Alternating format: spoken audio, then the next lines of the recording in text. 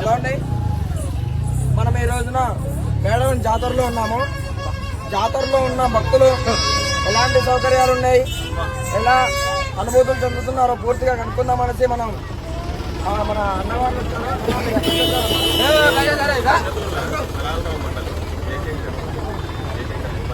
ఎలా ఉంది మరి అంతా ఓకే అన్న. కాకపోతే బాత్రూమ్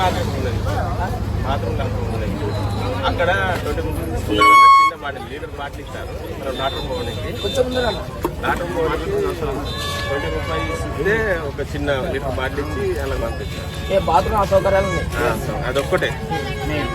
మిగతా అన్ని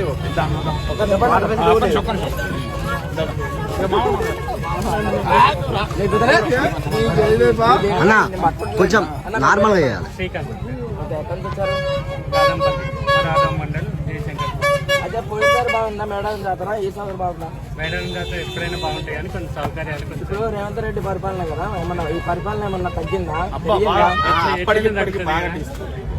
కొంచెం వాటర్ ఫెసిలిటీస్ కొంచెం బాగా మంత్రులు కూడా